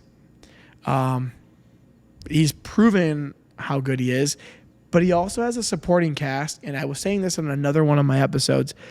It's like they actually developed this talent from the base up. Right. They didn't go out and buy this talent. They drafted Anthony Edwards. They drafted Cat. Right. They did get Rudy Gobert, but it wasn't when they were good. Right. And people said that was a stupid mistake. And at first it looked like a dumb mistake. Right. And now it's looking to be okay. But people don't realize some of this does take years. It's not like not everyone's a LeBron where you come in and now you're a playoff contender / finals contender. Well, Jimmy Butler, when he came to the team in 2018. Yeah, yes. And I remember they played the Houston Rockets the first round and they did decent. Cat got exposed. Yes. But they were in the playoffs for the first time in a long time. And then 2 years ago, they couldn't close games, and I Right. was mad about that because they played the Grizzlies. And my buddy Josh and I, the other Bourbon guy, we were watching and we're like, what the hell? I'm like, they are beating these guys by 20 points in the third quarter and losing in the fourth. Right. So now this year, I think they have Naz Reid has been a huge Naz help. Reid. And was it Mike Conley is another one that's just helping out. And they're all playing their role. Right. And that's the thing. Like, let Anthony be the star. Let everyone be the supporting cast. Don't get jealous of each other. And just go win. Yeah. Because what happens is when someone wins, now more players want to come play with you. Right. Absolutely. And when you're a trash team, nobody wants to come. And the Timberwolves since 2004 or 5 have been pretty much trash since, for the most part. So I look forward to this series. I think if they can beat the Suns, they'll have a lot of confidence under them, and then hopefully take it to the next level. And at least get to the finals. Just get to the finals. Because then if you lose there, at least people want to, like I said, come play with you. Yeah. So it'll be tough. I mean, the Nuggets, I think they had their number throughout the year. I'm worried about the Thunder, honestly. I think Shea Gilgeous-Alexander is equally, if not a little better than Ant, honestly. Yeah. Okay. Who is that? Shea Gilgeous-Alexander, SGA. No idea. No idea. Okay. So him and Chet Holmgren on the Thunder have been like the 1A and 1B. Chet is technically a rookie this year, even though last year he was drafted in 2022. Okay. Because he got hurt. He has like another year of rookie eligibility. Oh, really? I did not know that you could have that. Yep. So it's weird. The NBA is really the only league that has that. I'm going to run to the restroom. You Okay. keep talking about this. Yes, you're good. Yeah. So Chet Holmgren, he has one more year of eligibility. So he's in the Rookie of the Year race, but he's a finalist with Victor Wembanyama of the San Antonio Spurs, who are one of the worst teams in the league. But Wemby, as we like to call him in the sports community, is a dog. He's going to win Rookie of the Year. Mark it down, folks. It hasn't happened yet, but I think it's going to win. It's going to happen. He's going to win. But anyway, yeah, the NBA has been awesome. And I think if it comes down to the Thunder and the Wolves in the Eastern or the Western Conference Finals, if they can play each other, which I think they can, or which I think they will, I think it'll be a great showdown. I think they definitely have the edge over the Nuggets, and I think the Thunder would be a great matchup versus Chad and SGA. So yeah, it'll be great. Dude, Wolves are fun. Who do you think in the Eastern Conference is going to make it the whole way? Everyone keeps saying Celtics. However, I watched them get their butts kicked last night. Yeah. They said Celtics, but I don't know. I think the Western Conference is actually for one time stronger, even though the All-Stars said otherwise. Right. I still think the Western Conference has a lot more to offer, but that's just me maybe being biased. Yeah, I think the Celtics will obviously or ultimately be the Eastern Conference's representative.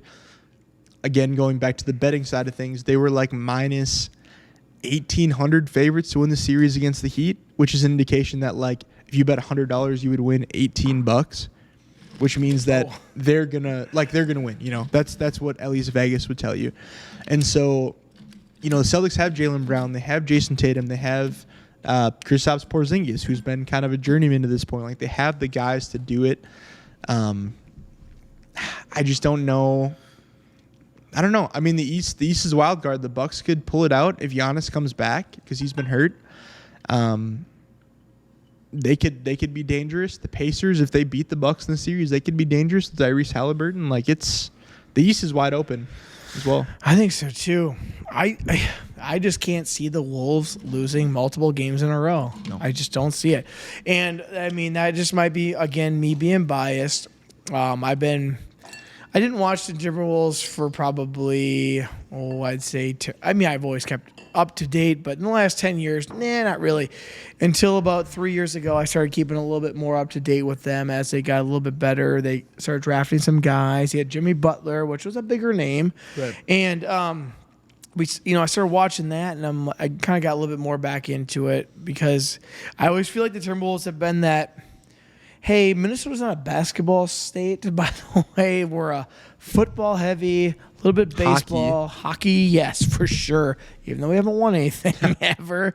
But it's kind of like, the Timberwolves, they're the Timberwolves. They're there. And obviously the Lynx are good too because their track record says so, but not to piss anyone off out there, WNBA, just doesn't attract all that Not yet. many people. Not yet. However, we're recording this now, and we now have Caitlin Clark on the Indiana team, which is called The Fever. The Fever. Got Angel Reese. Yeah. Cardova from South Carolina. So you're taking all these college girls that everyone was watching, and now they're throwing them into the WNBA.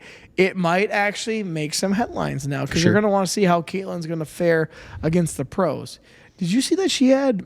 I don't know if this is true, but the big 3 Ice Cubes thing. $15 million offer. I thought it was 3. Well, with endorsements and all that, it would have been $15 million offer to join the big 3. Dude, what would you have done? I don't know, man. Dude, if I was I would play professional basketball. I would sit on the bench for $150 a year. I would. Any team? Yes. $80K a year. I'd sit on the bench for an NBA team. Like, come on. Yeah. But I mean, the thing with the big 3, it's kind of like the USFL or the UFL is like, it's kind of a gimmick. You don't know how long it's going to last. The WNBA is subsidized by the NBA. They're not going anywhere, you know? So I think the big 3 is like, it'd be cool. Ice Cube's got dough to dole out to Caitlin, but I think ultimately because she has deals with Gatorade and Nike, I think it'll all make itself up. Yeah, yes, you're right. For sure. But if you get injured year 1, what happens? Toast. Making $70K a year from the Fever. That's where I was thinking. Do you take the guaranteed big $15 million possibly, or do you take the $70+ million, get your endorsements, and hope you pan out to be fantastic? What if she's a bust? I mean, there's Are they been making talk. shoes for her? Oh, right? Yeah. Oh my gosh. Yes. But I mean, you talk about, I think it was Cheryl Reeves or somebody who's like big in the WNBA was saying, you were in the girls' league, but now you're in the women's league. Because Caitlin Clark, I mean, props to her. Like, any guy who says any average dude who said they could beat their one-on-one, you're not going to beat her. Yeah. Like, she's going to cook you. And I would actually like to see that. Right. I would like to see someone that plays, I don't know, good rec league basketball. They'd lose 11-0. I'm not kidding. To see it. They would lose 11-0. Yeah. She is, and, you could argue the physicality. Like, I'm 6'1", 230 right now, 225. From a physical standpoint, obviously I would, be up to par, but she's faster than me. She's obviously a million times better shooter than me. Sure. So from that aspect alone, she can just pull it up at half court and beat me that way, What other people always say is they go, "Oh, the NBA, they don't play hard. They don't, their defense is blah blah blah. College is better to watch because they're going harder." I'm like, but also I've read something. The accuracy of an NBA shooter is so much different than a college player. For sure. That the defense doesn't look as good because of the fact of how good the shooters actually make it look easy. Right. And I think that is a problem where people always say, "Oh, well, NBA is just a bunch of, all-star game, different story. They're out there having fun." Right. Kind of same thing with baseball. Like, you're out there still having fun. You have the home run derby and all that. But they don't realize how good these shooters actually are. Right. I used to play some of the guys, and this was at University of Northern Iowa. They would come down to the park or to the rec center and pick up basketball in the off season with us, and they were 10 times better than us. Oh, yeah. And that was D1 AA basketball. So they weren't always in the March Madness. They had to obviously win throughout the Ohio Valley League, and they're going against Wichita State and all that, which are the lower end spectrum of the teams. Okay, now you go up. The upper end spectrum teams in college are Tar Heels, Duke, you go on. And from there, you go to the NBA, which is even better than that. Right. And I'm like, I already played against some of these guys that play D1 basketball. They are night and day difference than someone that's decent at rec. Right. I wasn't good. I wasn't bad. I wasn't great. I was good. Sure. And you could see the night and day difference. Yeah. I even, this is kind of funny. One of the guys used to play in the NFL, David Johnson for the Texans. He went to University of Northern Iowa. He came down and played rec basketball with us on his off season. He was good. Okay. He was good. He was a good basketball player, better than me. But that was not his first sport. Very nice guy. It was awesome to see him come down there. Didn't know who he was. He was a freshman when I was a senior. Oh, wow. So as I was leaving, he was coming into, and he was, I didn't know he was that great until about 2 years later. I'm like, dude, I played basketball with him at the rec center. I'm like, that's cool. Yeah. Now he's in the NFL, and he had a couple good seasons, and I don't really know whatever happened to him. But again, going back to it, some people don't realize how good these professional athletes are. Right. I mean, they're sitting there on their couches, armchair experts, obviously. Right. Oh, well, look at lazy defense. No, defense isn't as bad as you might think. Their shooting is just way better, and the way that they play is way better. And also, you got to think, I can't imagine the average guy sitting on his ass watching the NBA saying, oh, look how lazy they are. Well, you don't play 4 12-minute quarters either. 82 against games big dudes. against big dudes.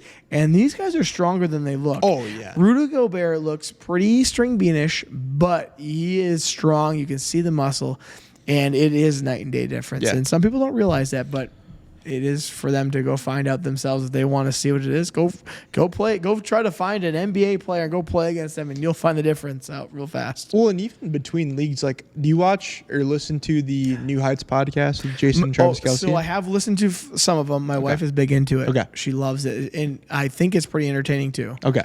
So I've been a Travis Kelce fan for a long time. I'm a big Swiftie. Shout out Taylor. Hey, shout out. Come on the cast. Hey, dude, if you got Taylor. I'm blowing up, man. Wow. But no, so they were talking about the fact that, NFL athletes, supreme athletes, they were saying that none of those guys could go in the NBA and play well. And I agree because, look at a guy like Jason Kelce, probably will go down as a top 20 for sure, but maybe top 10 center of all time based on his accolades. Yeah. Travis probably will be a Mount Rushmore guy in terms of tight ends when his career's over. Yeah. Those guys are to lead at their positions at the NFL. They could not hold a candle to NBA players in the league. Yeah. It's a different sport. It's a different sport. Is. And even though you're athletic and like a guy like, is it Quavo who always does well in the celebrity NBA game? Yeah, I think him and J. Cole are a couple of them that do good. If they played in the NBA, they would get cooked. Hold on now. I want to go off of this now. This is fantastic. Master P kind of held his own. He didn't make the team, but he did. He was good. I didn't realize how good he was. He's a dog, dude. I watched some of those highlights and like, he was keeping up. Now, granted, he didn't make the lineup and all that, but just to be out there on the preseason team, you still have to be darn good. Okay, so let me ask you a question. Do you think it would be easier for you to score a basket in the NBA, like let's say a playoff game because people are actually trying on defense, or if you could gain a yard in the NFL behind the best offensive line? Dude, that's a good question. Right. Gosh, that yard seems really easy. But I want to say scoring a bucket in the NBA. Now, how long do I get to play?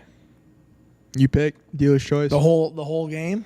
Let's say you have 12 minutes of playing time. You have an entire quarter of playing time. What about in the NFL? How much time do I have to get that yard? As many attempts as you want. Keep in mind, Saquon Barkley, he was on the New Heights podcast a couple weeks ago, and he was talking about a game where he had, I think it was either 12 or 15 attempts, 1 yard. That's Saquon Barkley. Damn. Okay, so keep that in mind. So if I get 1 quarter of playoff back, I'm going to say I have a better attempt of getting that 1 bucket in basketball. And the reason I say that is because I played more basketball in my life. Right. The 1 yard seems real simple. I mean, you get 1 yard, 3 feet. I'm only trying to get 3 feet past the yard of the line of scrimmage.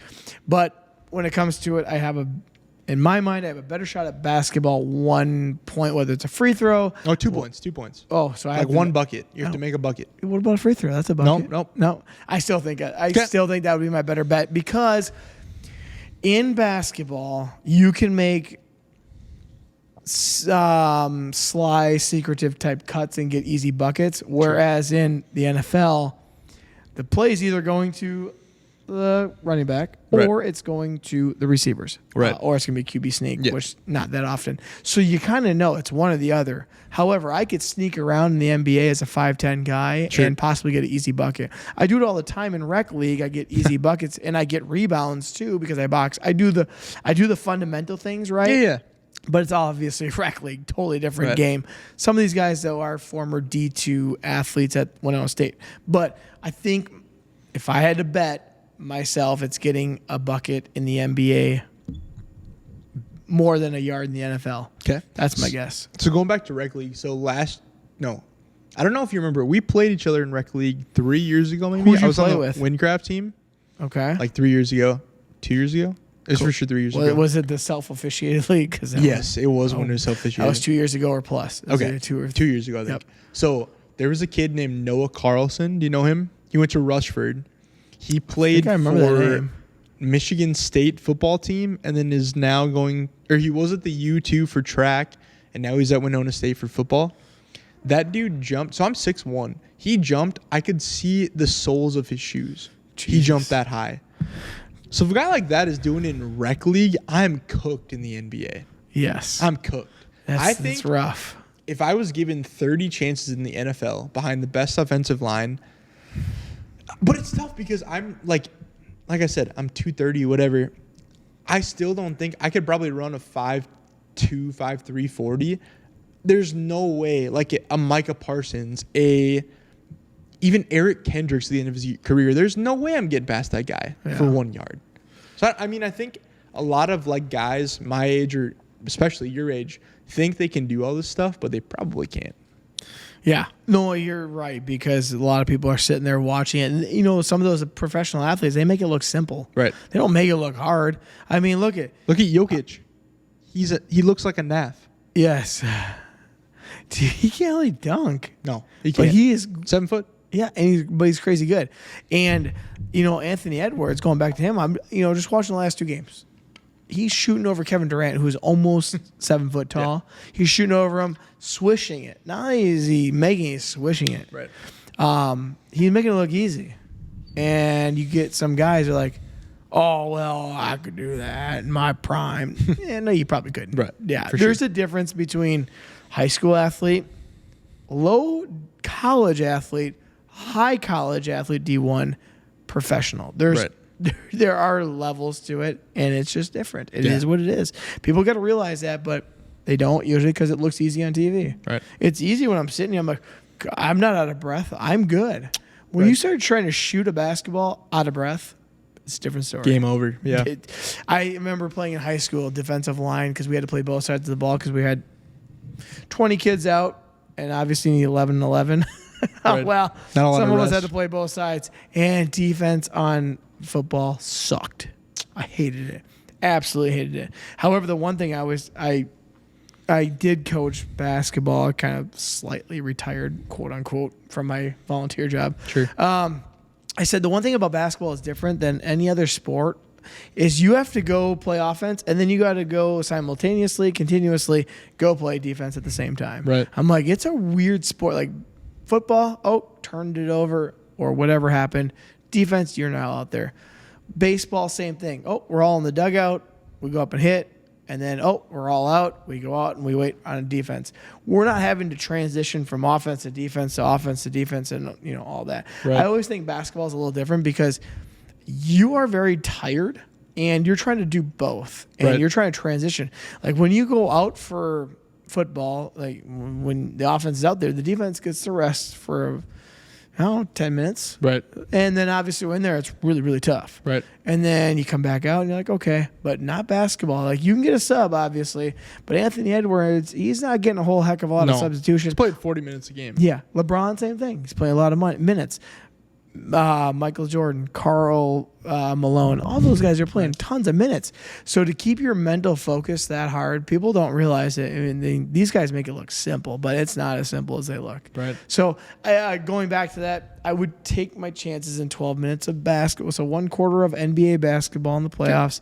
I would take that over 1 yard, I think, just because I only played like 2 years of football. I played a lifetime of basketball and still do play basketball. So I feel like my chance would be slightly better because I can be sneaky. Yeah, fair enough. That's all. So. A lot of people ask me, like, did you play football? I'm like, no, I've never played a down of football in my life. This is like a pretty big tangent, but when I was a freshman, I was 5 foot, 100 pounds. I graduated like 5'11", 185. Holy shit. Yeah. So I was like, and again, that's why I didn't play sports growing up or in high school because I wasn't big. Right. Well, yeah, and you don't know that you're going to get bigger either. Right. Because my dad is 5'8", my dad's 5'7", my mom's 5. like 5'6". My mom's 5'7" ish. Like Yeah. they're shorter. Sure. And when I was in 6th grade, I was 5'10", 164. 6th grade? 6th grade. I was 5'10", the height I am now. Wow. 164. So you were big back then. Yep. And I graduated high school 5'10", 177. Okay. So And you're what now? Like now 200? I am 5'10" at 235. 235. Yeah. Wow. So Strong boy. That or alcohol, I don't know. Beer, yeah, whatever.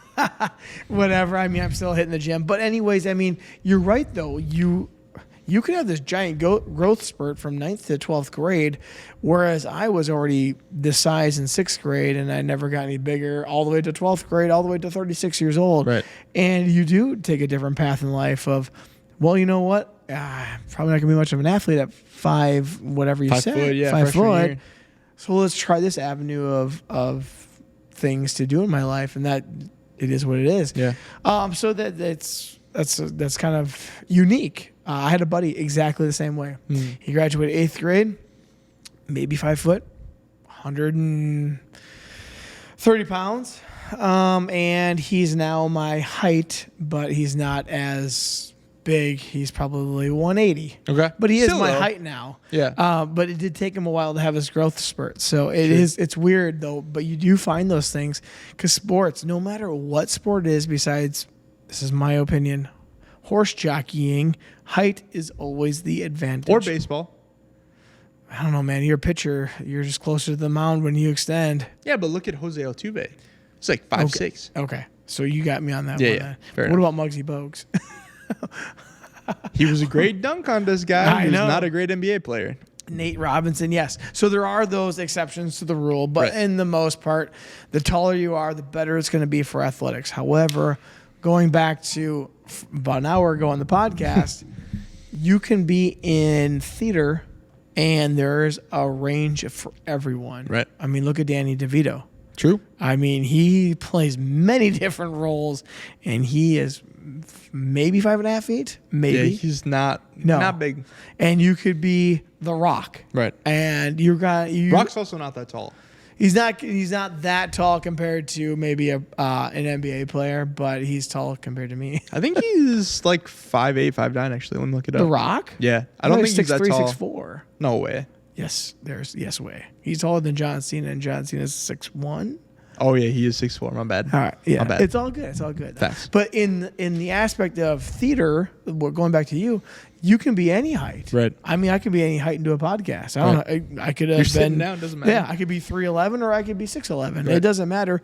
But it is kind of unique though that we go back to that, and it does determine what you're going to probably do in your life. You could be into theater. You could be into doing what you at Windcraft, salesman. You could be a professional athlete. You could be a professional actor, whatever it is. Doesn't matter, but height does determine a lot of the sports aspect that people don't realize. I mean, even when you look at Steph Curry, he looks tiny out there. Right. But he's like 6'3". 6. Yeah, what is he? 6'3", 6'4", I think. I think he's 6'1". Look it up. Look it Yeah, up. might as well. I want you to look it up because we already looked at the rocks. I think he's 6'1", but he looks very short out there to everyone else.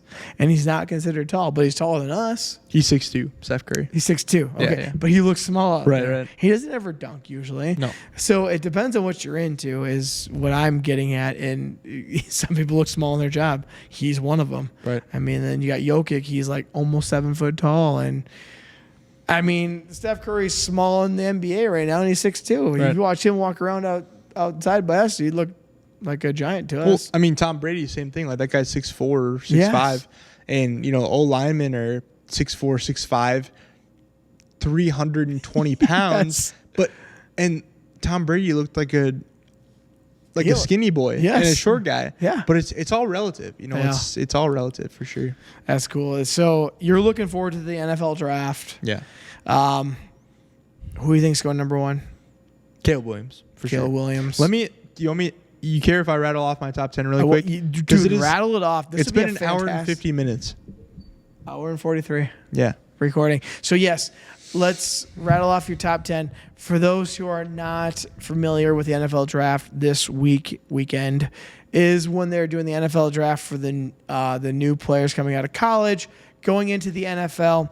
And this year, who has the top pick?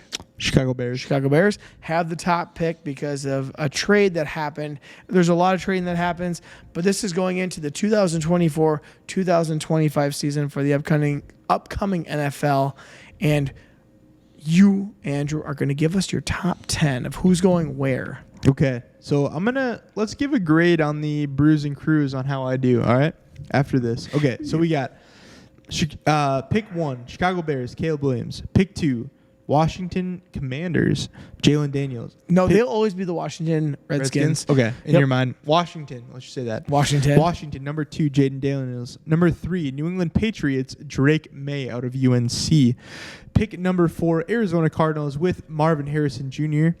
Pick number 5, LA Chargers with Joe Alt, offensive lineman out of Notre Dame. Pick 6, New York Giants make a change at QB, going with J.J. McCarthy out of Michigan.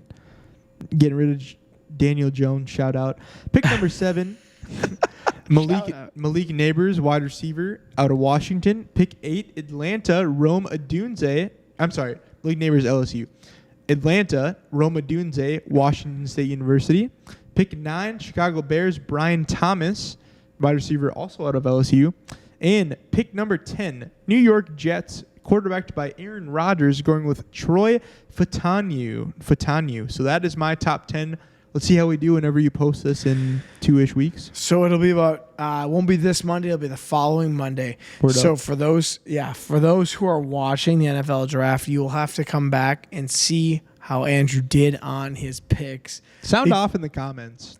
I would love for more comments because you know what we're going to have coming up? Giveaways. Oh, we're doing giveaways. All right. So I'm hoping to get more listeners and more feedback and more comments for people that are listening. So the NFL draft happening tonight. You got Caleb Williams going number 1. Yep. And it's about to happen. In 10 minutes. So we better wrap this up here. And I want to thank Andrew for coming on, bringing a trifecta of bourbon for us, going from low proof, what he calls low proof, to high proof. And if you are going to get any of these, my favorite one personally, when we just did this, that one's my favorite. New riff? This is my second, and this is my third. Okay. So it's kind of weird because I thought this would be my least favorite because I thought it was going to burn my throat. But I threw a couple ice cubes in. I loved it. That's what I'm saying. So it is all up to everyone. If anybody out there says, don't put any ice in your bourbon because it's against the rules, don't listen to him. It's however you want to. Andrew can confirm that. Josh confirmed it on episode number 2. It's however you enjoy your bourbon. That's right. And there's a community out there. It's like a community of cars, as Andrew said earlier. We have a whole community of cars. They may not like a Thunderbird. They may not like a Mustang, but they will appreciate it most likely because of the fact that you love it, and you'll appreciate what they have because you love the car community or bourbon community. So it is all relative, like you said. But I want to thank you for coming on, bringing on these fantastic bourbons, and that is going to end it for this week. Please subscribe, comment, leave a review if you're all feeling obligated to. I would love that kind of stuff. And we will see you next week on the Brews and Crews podcast. This has been another episode with Andrew Lundquist giving us Elmquist. What did I call you? Lundquist. Holy shit. Andrew Elmquist with our bourbons, with our pickleball, and with our NFL draft, and also giving us an insight to one of our local community, Windcraft, on what he does there. So cheers, and thank you very much. Cheers.